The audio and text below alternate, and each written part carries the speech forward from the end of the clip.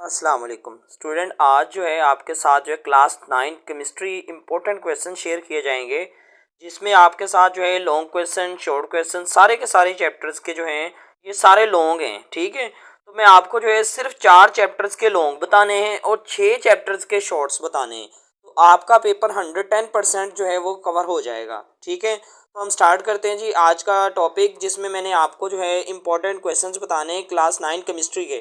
ठीक है, बच्चे बहुत परेशान थे, 13 चैप्टर्स हैं, कैसे हम केमिस्ट्री की तैयारी करेंगे। तो सबसे पहले आपको पता है कि आपका जो है लॉन्ग क्वेश्चन का पोर्शन इस तरह से होता है, क्वेश्चन नंबर 5, 6, 7।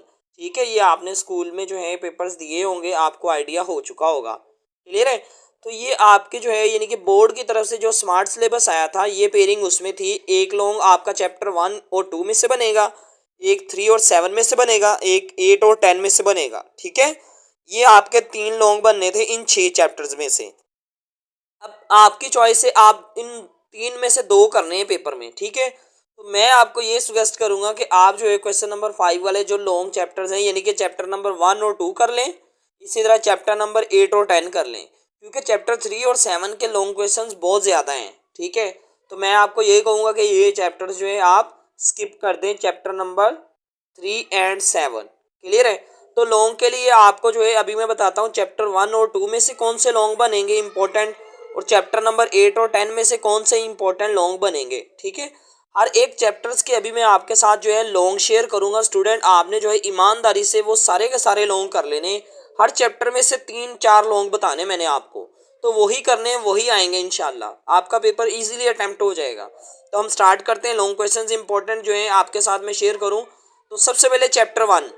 अब आपने चैप्टर 1 और 2 के लॉन्ग करने हैं, तो चैप्टर 1 के सिर्फ ये 4 लॉन्ग आपने कर लेने अच्छे से। ठीक है, अब पहला लॉन्ग है ब्रांचेज ऑफ केमिस्ट्री। कोई सी भी 5 ब्रांचेज आपने अच्छे से याद कर लेनी है। ये लॉन्ग इसी तरह से आता है, एक्सप्लेन एनी 4 या 5 या 6। ठीक है, 5 से ज़्यादा नहीं आती। वैसे आपने कोई सी 5 ब्रांचेज याद कर लेनी, तो आपका लॉन्ग भी कवर हो जाएगा। अगर शॉर्ट में कोई ब्रांचेज आ गई तो उसमें से आप कर सकते हैं। तो आपने सिर्फ 5 ब्रांचेज याद करनी है, सारी की सारी याद करने की ज़रूरत नहीं है। ठीक है, इसके अलावा difference between elements, compound, mixture, यानी कि एलिमेंट, कंपाउंड और मिक्सचर की जो प्रॉपर्टीज़ हैं उसको जो है आपने एक्सप्लेन करना है, डिफरेंशिएट करना है। यानी कि आपकी बुक में चैप्टर 1 में एक टेबल होगा, उसको आपने अच्छे से रेडी कर लेना है। क्लियर है?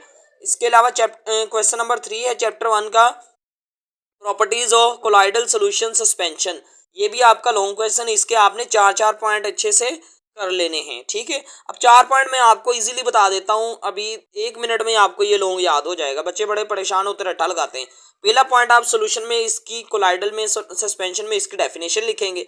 सेकंड पॉइंट, आप इसकी एग्जांपल लिखेंगे। 2 पॉइंट हो गए। तीसरा पॉइंट आप लिखेंगे कि जो सोल्यूशन के पार्टिकल्स हैं वो कोलाइडल और सस्पेंशन से छोटे होते हैं। इसी तरह कोलाइडल और सस्पेंशन के पार्टिकल्स को आप बताएंगे। चौथा पॉइंट आप लिखेंगे कि ये फिल्टर पेपर में से पास नहीं होते। ठीक है, कौन से पास होते हैं। तो ये आपके 4 पॉइंट हो जाएंगे। क्लियर है? तो ये बिल्कुल ईजी, आपका लॉन्ग क्वेश्चन रेडी है। अब चैप्टर 1 में से जो चौथा लॉन्ग है वो आपका बनेगा सैचुरेटेड और अनसैचुरेटेड सोल्यूशन। ये शॉर्ट के लिए भी बहुत इंपॉर्टेंट है और ये लॉन्ग के लिए भी बहुत इंपॉर्टेंट है कि सैचुरेटेड और अनसैचुरेटेड सोल्यूशन आप कैसे बनाते हैं, एक्सप्लेन करें। ठीक है, तो ये आपने अच्छे से रेडी कर लेना है जी। चैप्टर 1 के चारों लॉन्ग हो गए।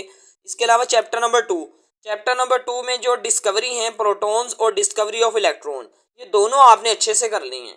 दोनों आपने इनकी डायग्राम भी करनी है। ठीक है, इसके अलावा साथ में आपने इनकी properties of cathode rays and anode rays, इन दोनों की प्रॉपर्टीज भी आपने अच्छे से कर लेनी है। क्लियर है? ये दोनों इंपॉर्टेंट है। इसके अलावा बोहर एटॉमिक मॉडल इस चैप्टर का सबसे इंपॉर्टेंट लॉन्ग क्वेश्चन है। पंजाब के बोर्ड में ये क्वेश्चन बहुत दफ़ा आया है, पुराने सिलेबस में भी। ठीक है, बोहर एटॉमिक मॉडल को आपने अच्छे से कर लेना है। ठीक है, इसके अलावा सैम्पल एग्जाम्पल 2, यानी कि जो रिलेटिव एटॉमिक अबंडेंस वाले न्यूमेरिकल्स हैं, उसकी एक एग्जाम्पल नंबर 2 है, ये आपने अच्छे से करनी है।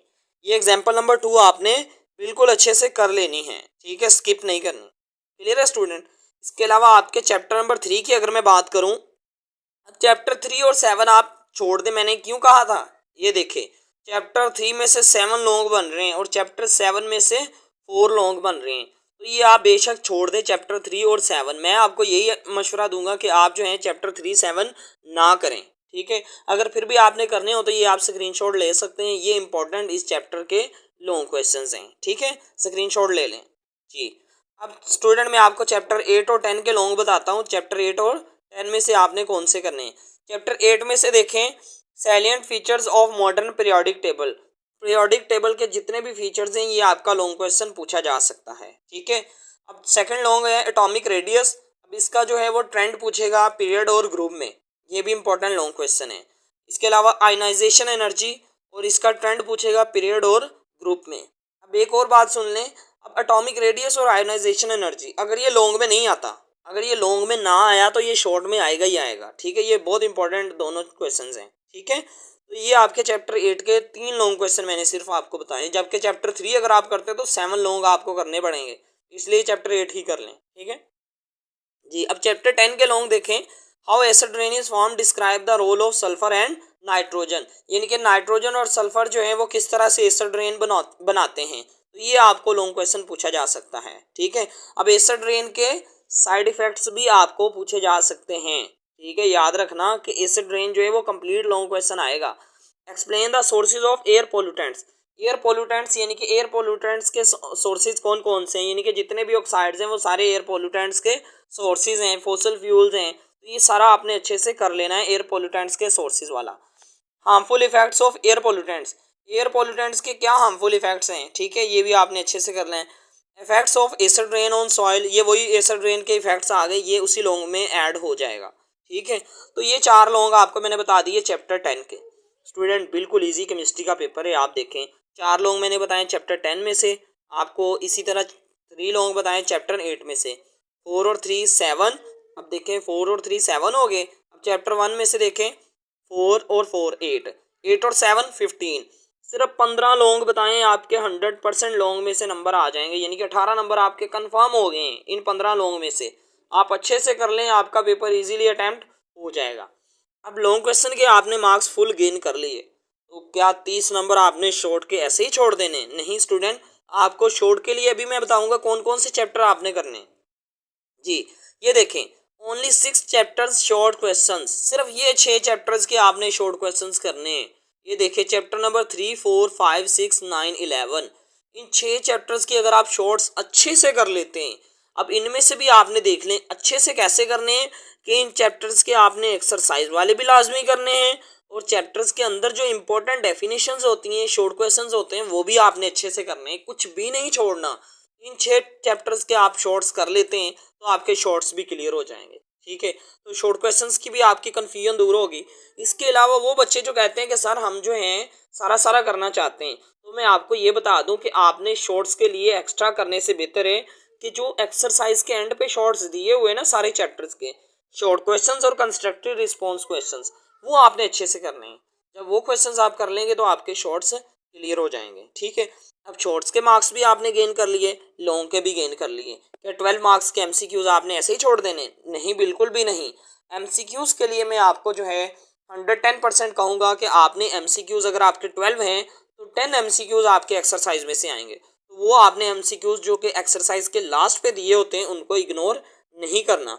बच्चे क्या करते हैं एंड के दिन तक जो हैं वो लॉन्ग शॉर्ट के पीछे पड़े रहते हैं, एमसीक्यूज को पढ़े बगैर ही चले जाते हैं, फिर उनके फुल मार्क्स नहीं आते। क्लियर है स्टूडेंट, ये आप कहते हैं केमिस्ट्री का इंपॉर्टेंट क्वेश्चन जो कि मैंने आपको बता दिए हैं। अगर फिर भी आपको कुछ समझ ना आए केमिस्ट्री के हवाले से, आप कुछ पूछना चाहें तो कमेंट सेक्शन में पूछ सकते हैं।